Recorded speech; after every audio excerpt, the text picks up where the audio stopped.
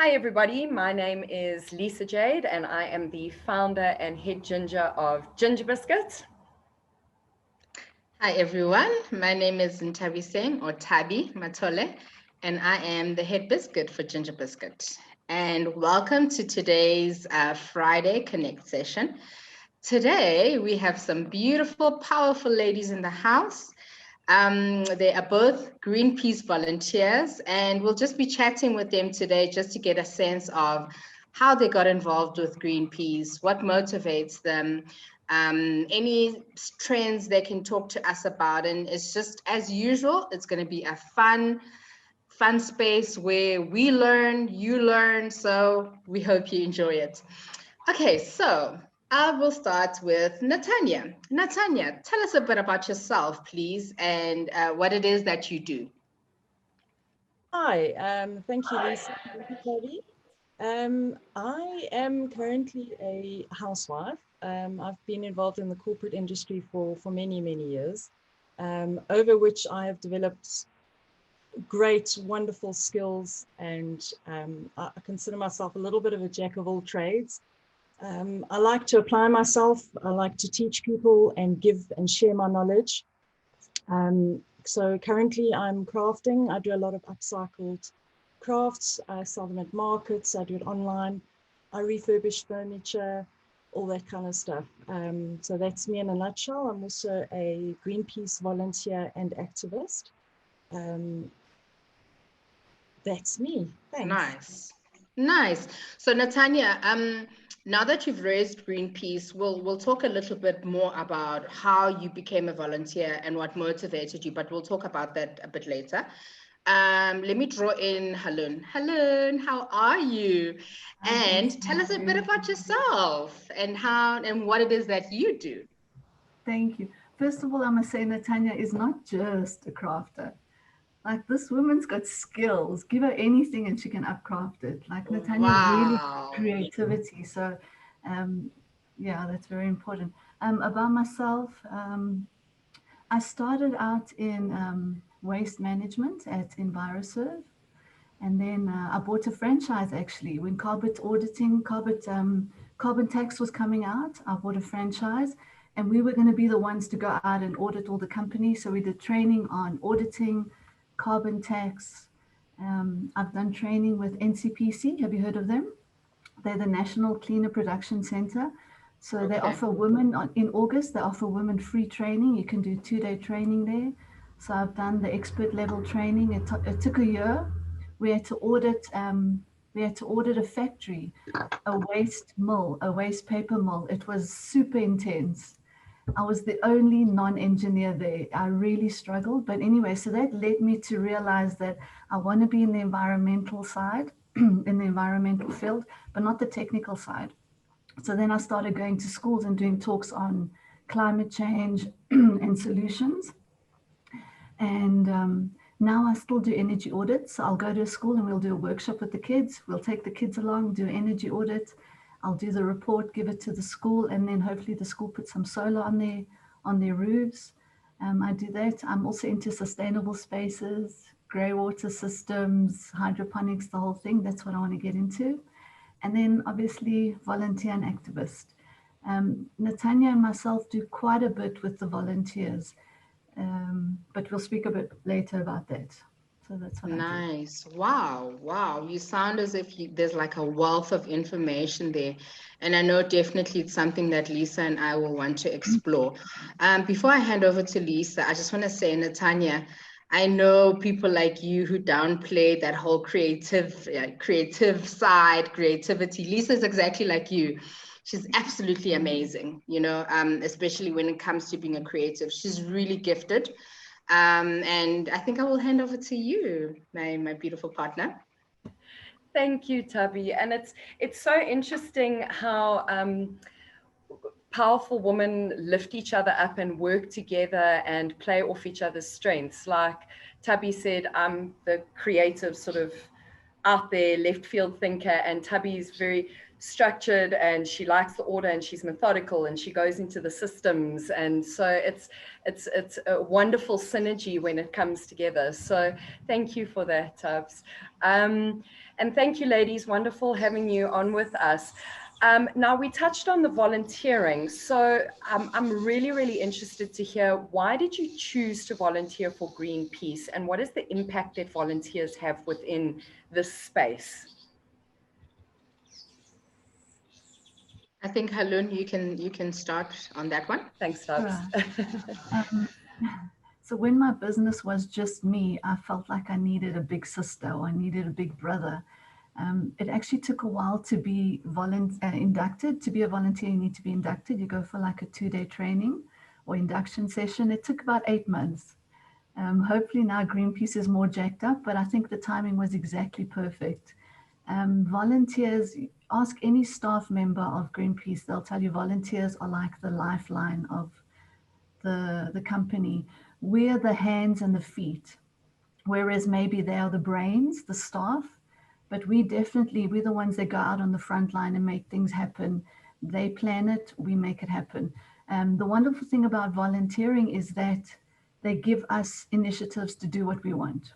As long as it's in line with the principles of Greenpeace, we actually go out and we run it. So it's totally up to us. If you want to be a volunteer, you can either choose to be a volunteer that's sitting back and listening to everyone what they're saying, or you can go, hey guys, I saw that there's a park that needs some cleaning up. Let's get this together and let's make it happen. So that's the powerful thing about Greenpeace. Yeah. That's really nice. That's really nice. And I think maybe a little bit later we'll talk on the climate change, climate reality leader role that's where Helen and I met, Lisa, and I know Lisa is also a climate reality leader. Natanya, I think we'll ask you the same question. Why did you choose to volunteer for Greenpeace specifically, and why is it such a passionate thing for you? Thanks, Tavi. Yeah, so very much along with what Halan has said with regards to what Greenpeace offer and what you can actively do as a volunteer. But at my age, I realized that I knew very little about what being a true earth warrior was. I wanted to make a difference, and I knew that I couldn't do it on my own.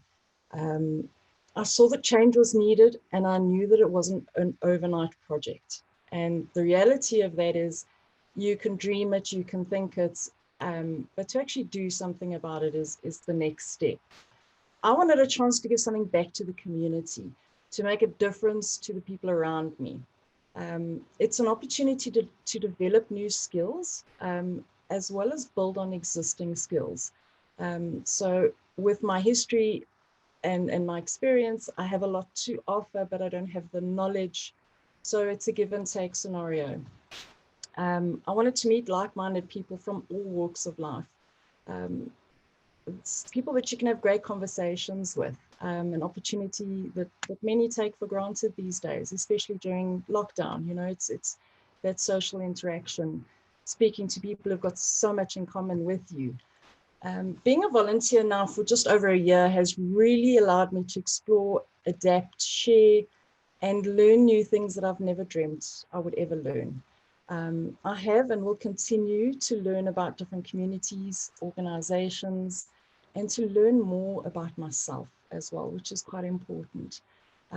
Volunteering is about working towards something bigger than yourself. What I can accomplish as a part of a team is so much of a bigger picture than what I could do on my own. Thank you. That's beautiful. That's beautiful. Yeah. Can you tell us about a project that sticks out for you, that you really, really enjoyed, and possibly why? Why was that just that special for you personally?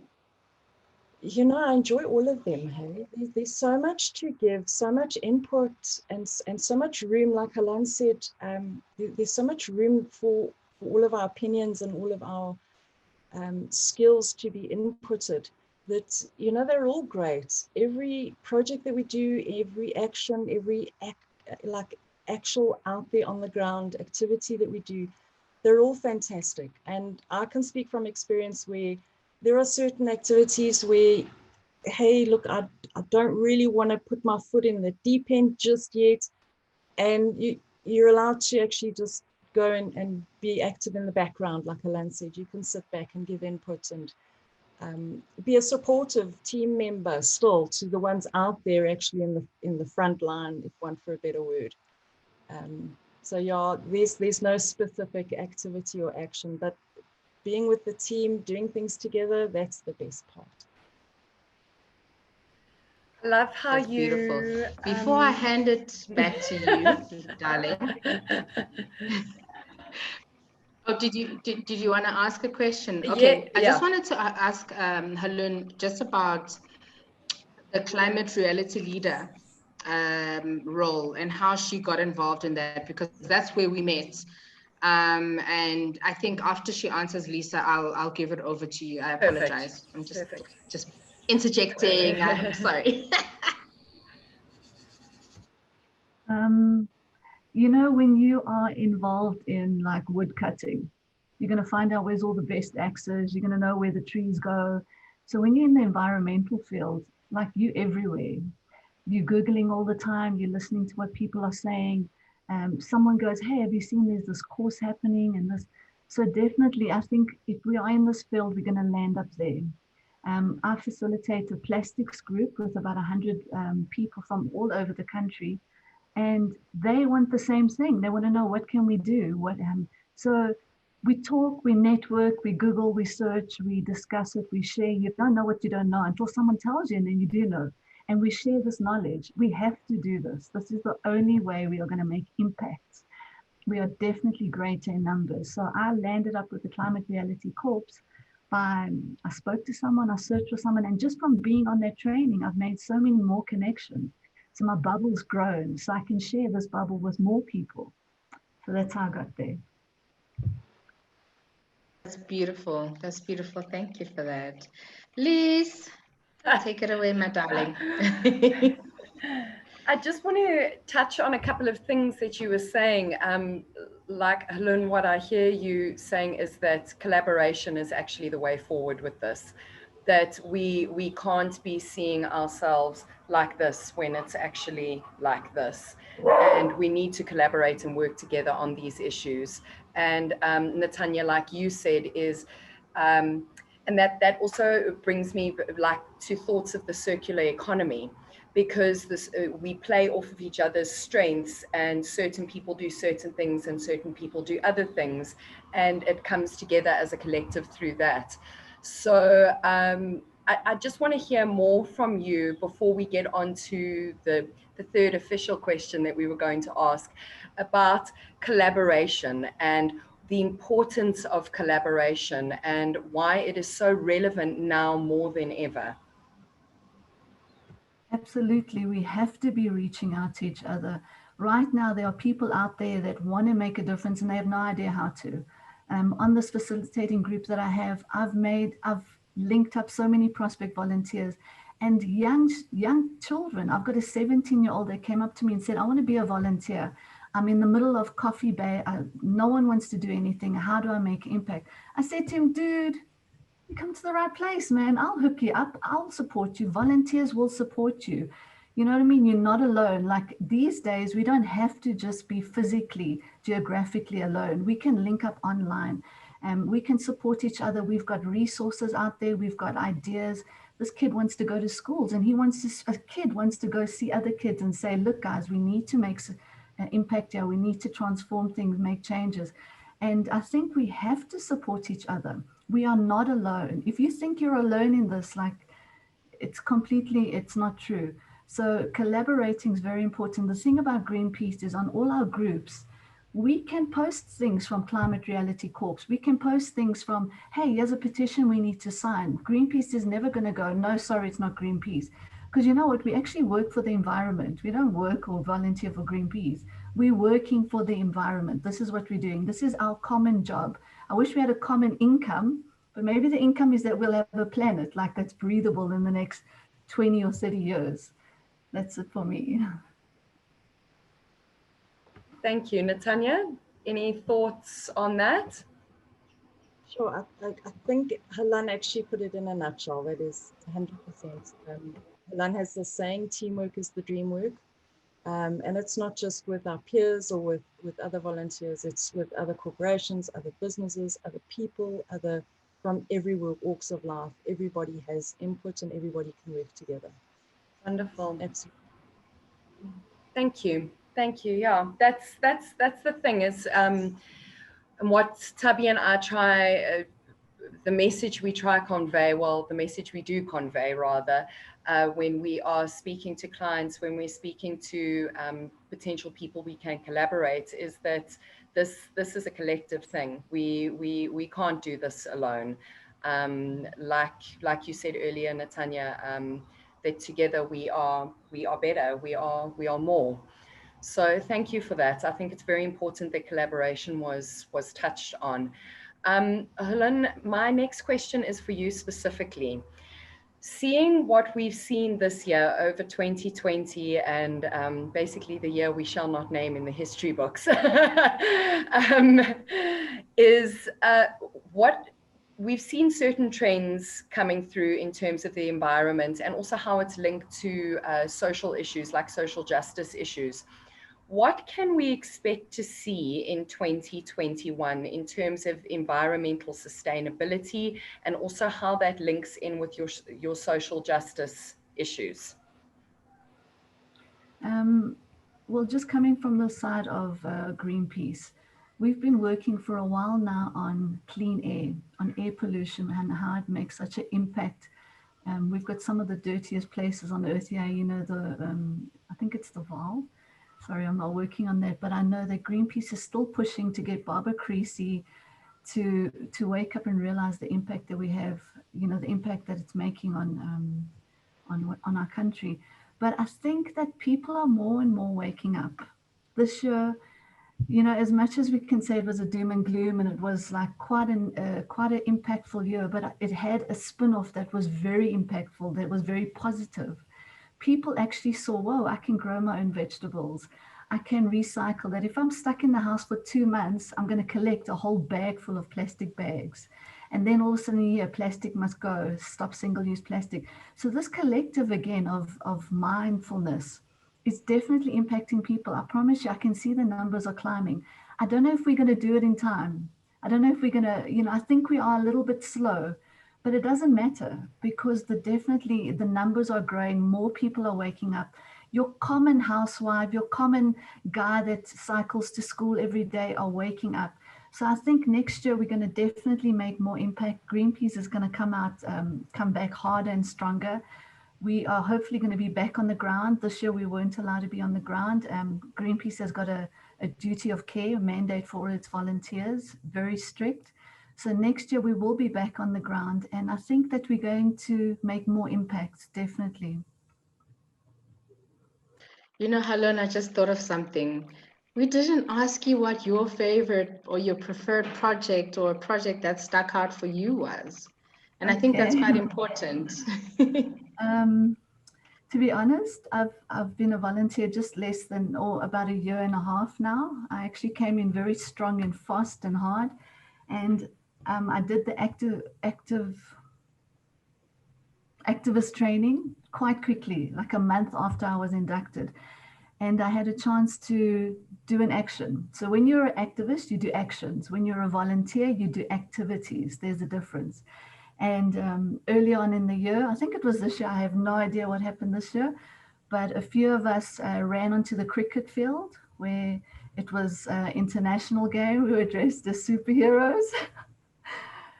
It was such a rush. That definitely was like the highlight. We were locked up.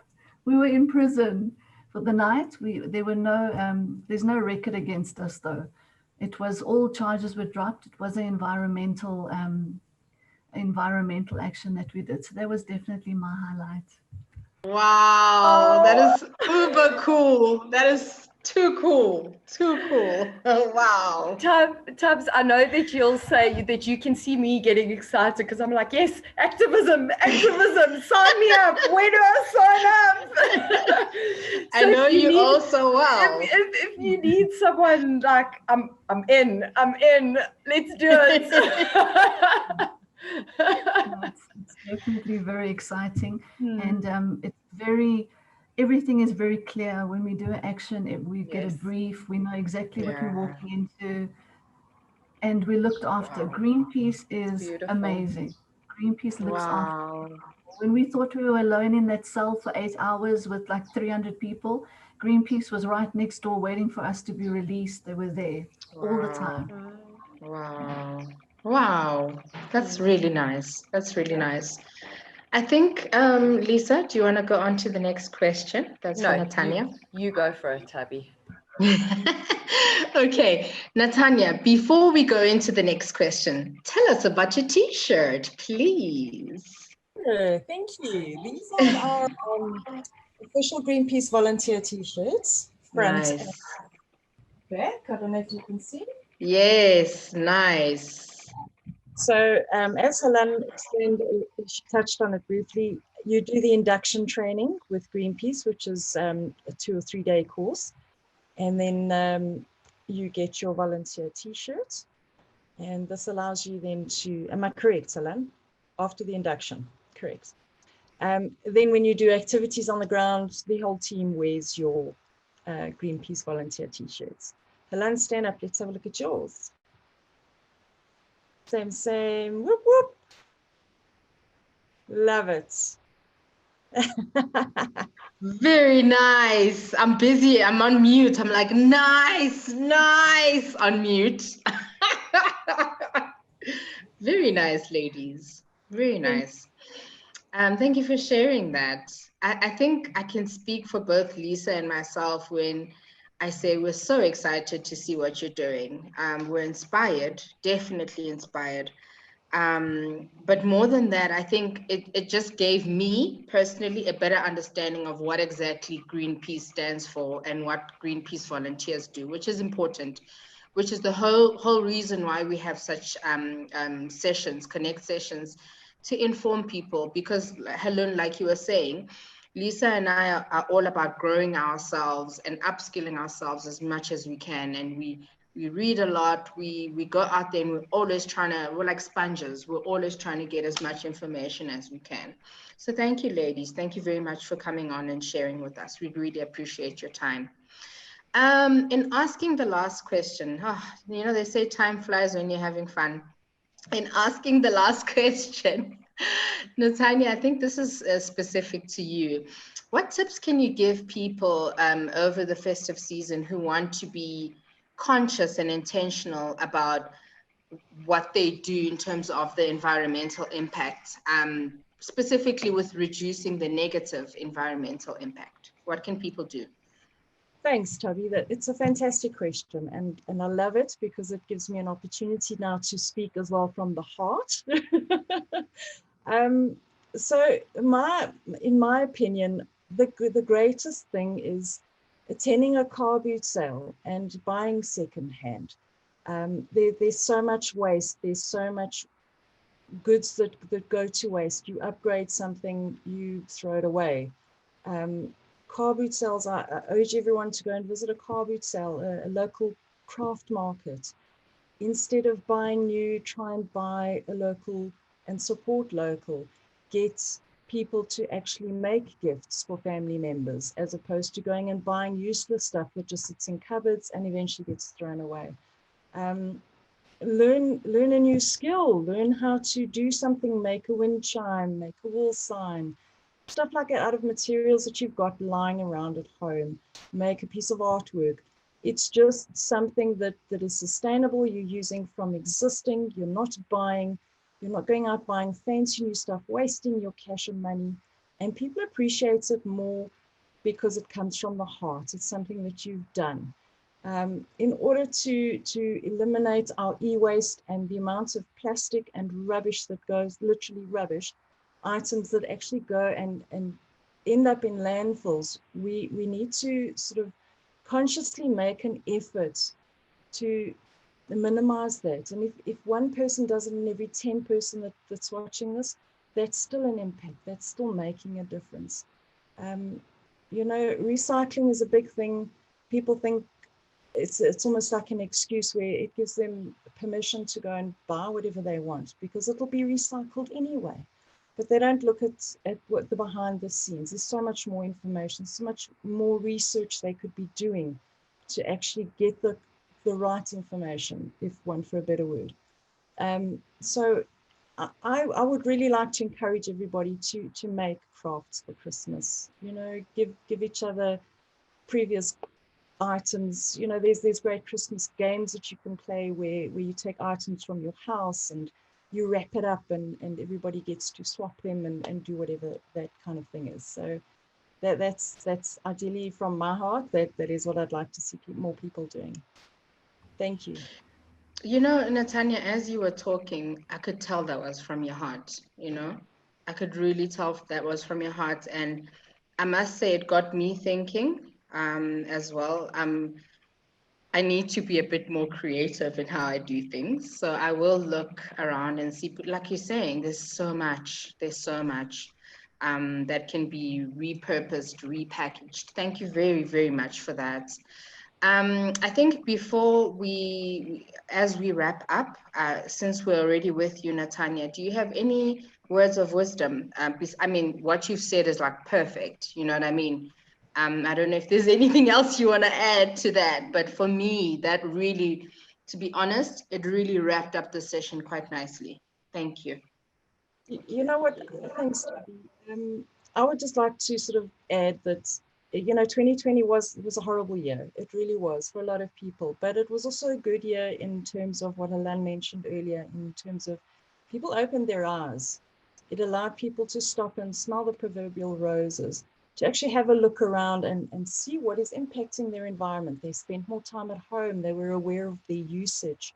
They were aware of the waste that they were causing. I would just like people to revisit happiness. Revisit your goals, your achievements, and your inspirations. Revisit what makes you happy at the end of the day and act on that and make a change, speak to people, get involved, and do something ultimately. I mean, even if you don't do something in your community or with a whole group of people, do it in your house, teach your children, show your children, speak to elders who have more knowledge than you, get more information. Thanks very much. Thank you very, very much, Natanya, for those words of wisdom. And I think the whole point is for us to do better and to just find some purpose in what we do. Thank you very much once again. Oh, sorry about that. Halun, any words of wisdom before we take it away? Before you answer, I am pronouncing your name Halun.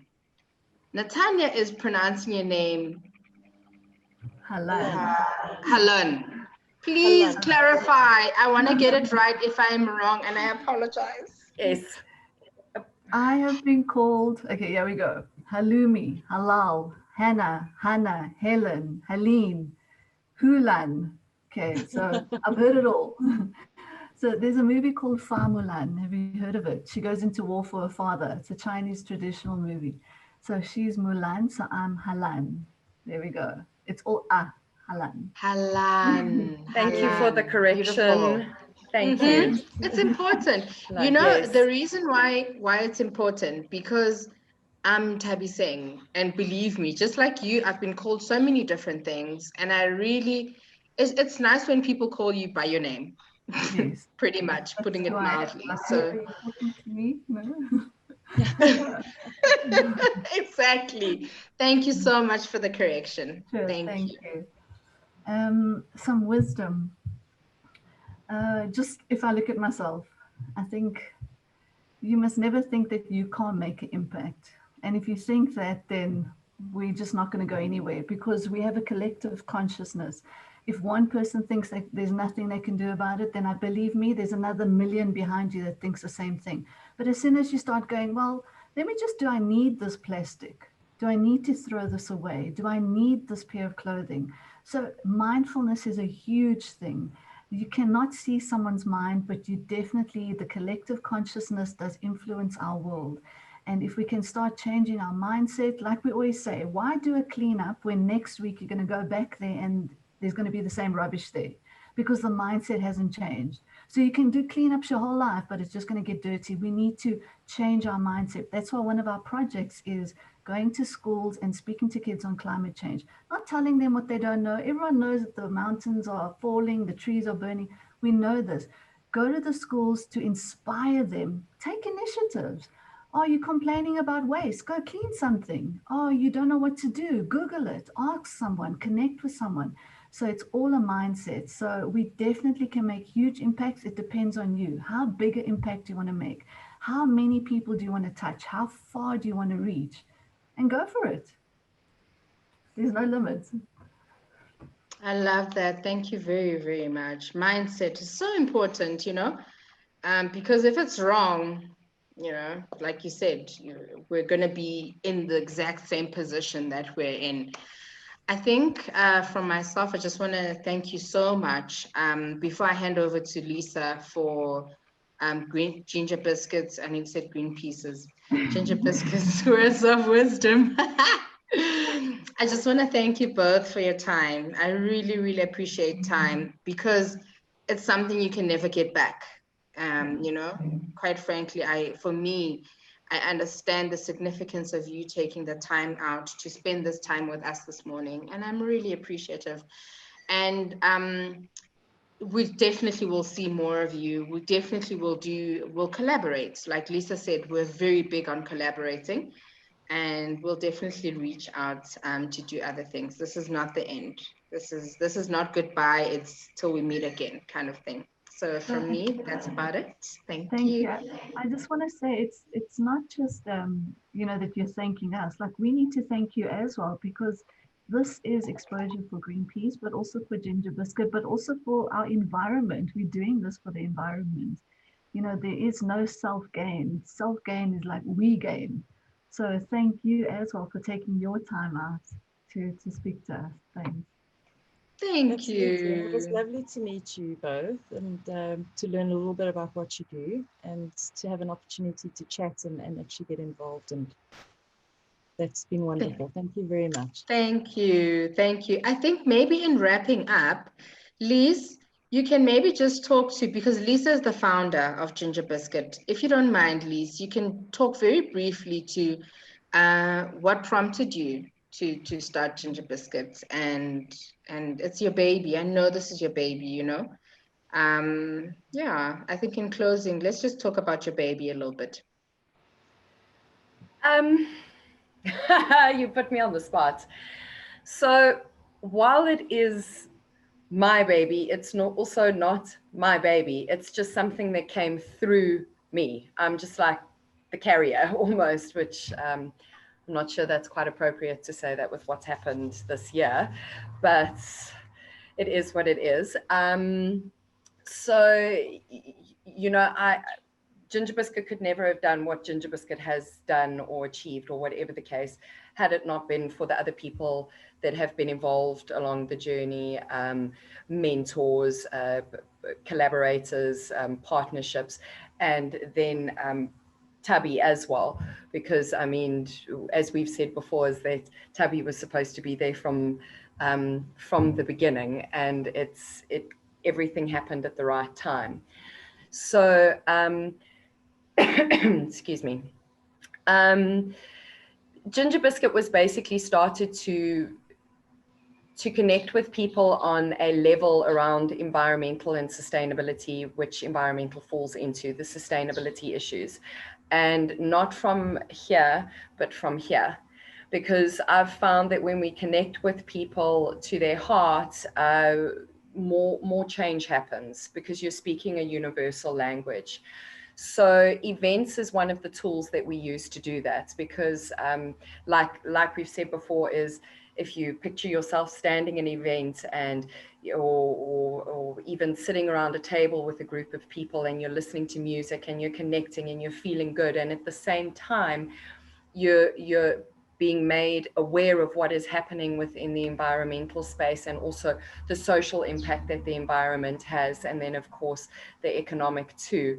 It changes people. It has the ability to communicate the message quite effectively, because it is connecting to the heart, and it's talking to people in that universal language, like I said.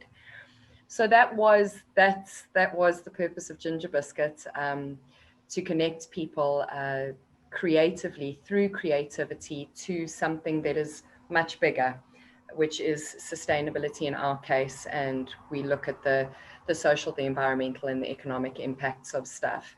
And that's why, 𝘠𝘰𝘳𝘭, when you were talking earlier about creativity and upcycling and recreating things, I related so much to that, because so often people view this as, and by this I mean environmental work or social justice work, they view it as a very, like you were also saying, like that it's very technical and it's very structured, and it's that sort of thing, and that aspect does come into it. But there's also a profoundly creative experience through this work, and how we carry it out. And creativity, like I've said, speaks to the heart of people. So if we do carry it out in that manner, it stands to make more of an impact. So yeah. Beautiful. Thank you, Lise. Words of wisdom before we close? I don't know. I think like we get our words of wisdom out every single Monday motivational clip that we do. And I think people are kind of like, okay, it's end of year now, just go. But they change. But you know, they Lisa, do change. They change based on you Okay. are in your life. So I would say we've spoken a lot about 2020 today, and the new year 2021, and the festive season and what's coming up. I would say the words of wisdom for today is look for the opportunity. No matter how dark the sky is, and no matter how many clouds we see, there's something else behind that. And this has been an exceptionally painful year. It hasn't missed anybody. Having said that, even though we're all in the same storm, we're not in the same boat. And certain people have been impacted a lot more by what has happened due to what we see, how society operates. And so, again, like I said, we have been given an opportunity kind of to not start over, but to just, I feel like 2020 was the wake-up call that we all needed. It brought a lot to light. It showed us where the system is not working anymore on an environmental, social, and economic level. And I really do believe we've been given an opportunity to do something different now, to, like you said earlier, Tabby, to be better.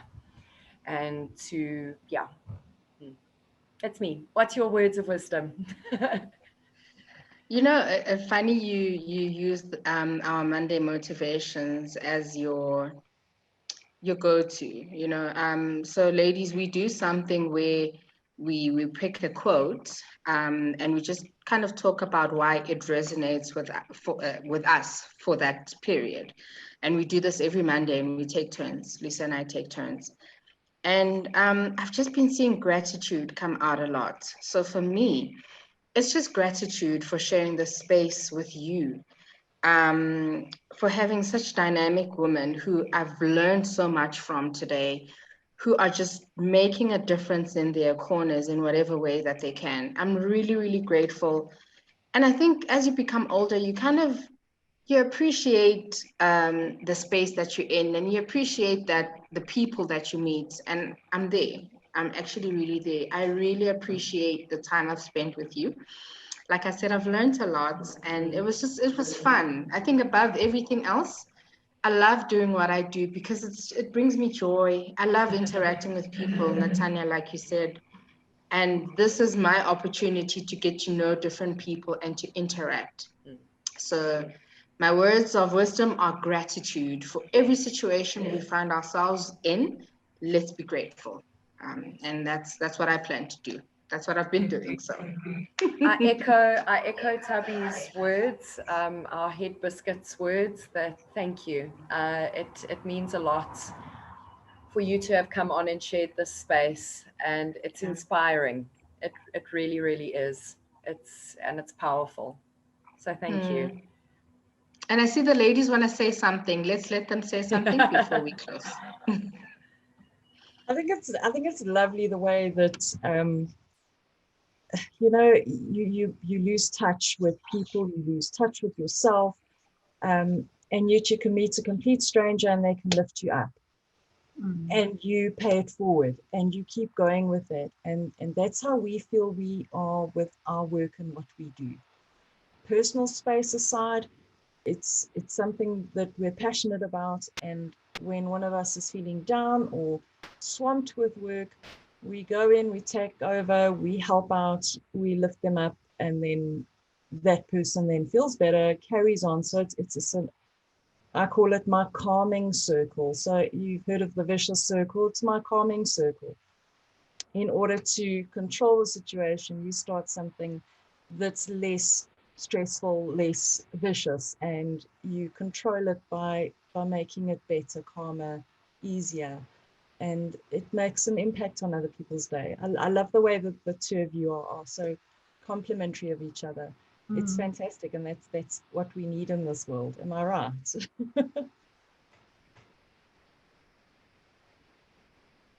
Thank you. Yeah, I don't have much. Thank you, Helen. Except never doubt, like a small act of kindness or a small act of something can become a great big act. So everything makes a difference. We all have something to share with the world. We all have something. One word can change someone's day completely. I've realized that our words are very powerful. And I think we need to motivate each other. We need to encourage each other, inspire each other. Yeah. Thank you so much for your time. Thank you, ladies. Have a lovely day. Thank you so much. Thank you so Take much care. for joining. Thank you. Have a beautiful day. Thank you.